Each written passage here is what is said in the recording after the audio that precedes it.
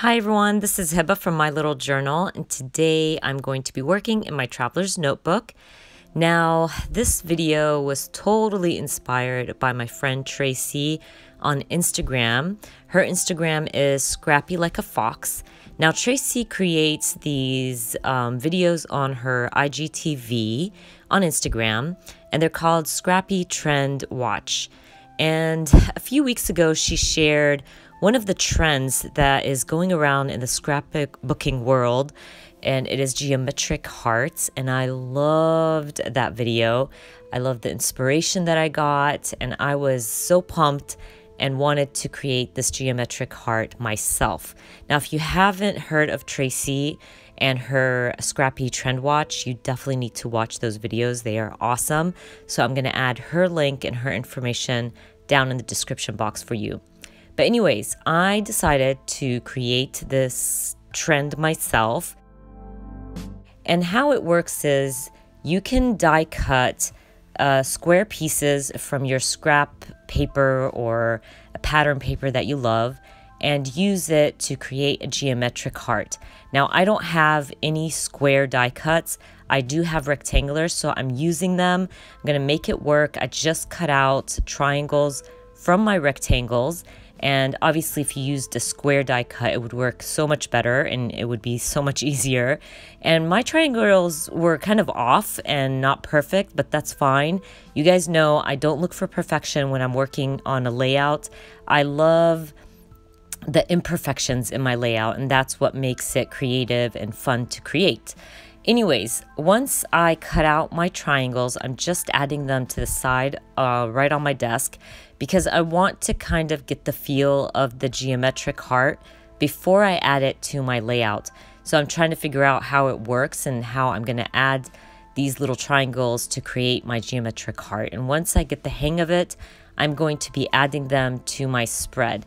Now, my left side doesn't need as many triangles as my right side because I'm going to be documenting this large photo of my daughter drawing one of her bigger pieces, and it was gorgeous, so I really wanted to document it. And what I did with that photo was I did it in black and white but kept what she was drawing in color. So I really love that pop of color on my photo, and especially against the pattern papers that I chose. And by the way, I kept my patterns very subtle, very simple, because I didn't want to take away from my photo, and I wanted this to I wanted the heart to kind of pop without too many patterns, if that makes sense. So that's why I stuck to certain colors and keeping my patterns subtle.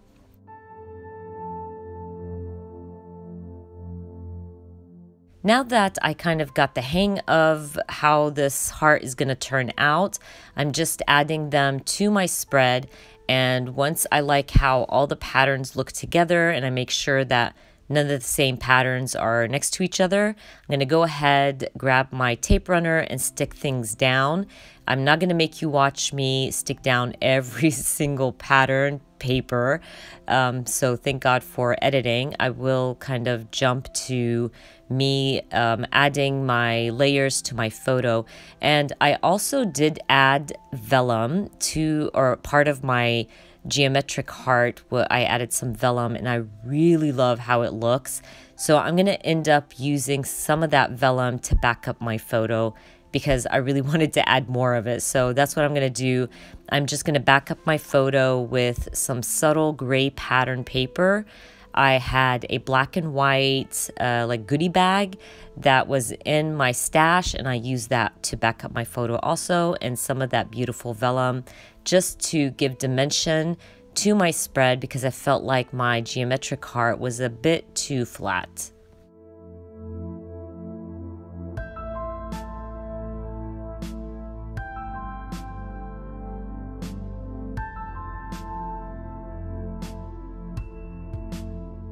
If you're going to try to do one of these geometric hearts on your spread, I totally recommend keeping the patterns subtle and simple. It really made the process so much easier. I think if my patterns were really busy and colorful, it would have taken me much longer. This layout literally did not take much time to create at all.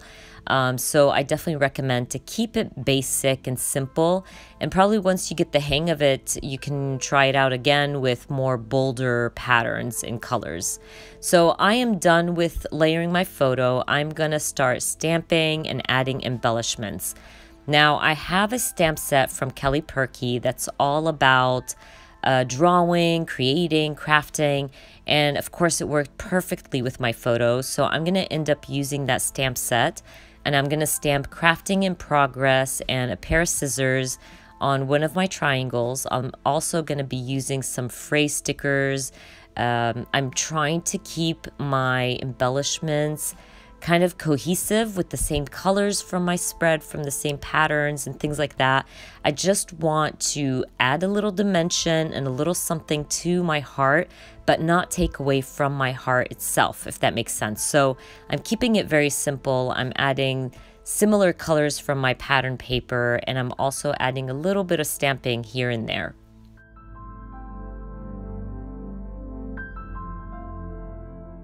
I even stamp on my stickers. So I had this circle and I stamped drawing, and then I'm gonna cut it in half and add it to kind of add more layers to my photo. I also was trying to find stickers that kind of made sense with my photo, so I added little things, which obviously makes sense because I like the little things in life. I love documenting these little things, like my daughter enjoying drawing. But I also want to add a title to my spread. I decided to add the title outside of my heart, and keeping it simple. I wanted the title to be bold, but yet I still didn't want to take away from my heart. And I felt like if I used some alpha stickers inside the heart, it would take away from the heart, if that makes sense. So keeping it simple, but still adding that title, I decided to stamp it outside my heart, and I'm gonna use some Kelly Perky stamps for that. I'm gonna end up stamping Be Bold, Live Colorfully, and of course this is something I always want my daughter to do or live in life, to be bold and to live colorfully, and her being an artist is a part of that. So I love it so much, and it made so much sense to my layout. So I'm gonna go with that, and then I'm gonna go back into my embellishments, grab a few more like puffy hearts, puffy stickers, and add that to add some dimension to my spread. I'm also gonna be adding crystal drops, but I don't do it on screen. I just felt like it needed crystal drops later on, and you will see those in the pictures at the end of the video. But that's about it, you guys. I am almost done. I really love how the spread turned out. I definitely recommend you check out Tracy's Instagram page. She has some really great ideas, and especially her scrappy trend watch videos are great to check out and get some inspiration for yourselves. I hope you enjoyed watching this video, and if you did, please give me a thumbs up.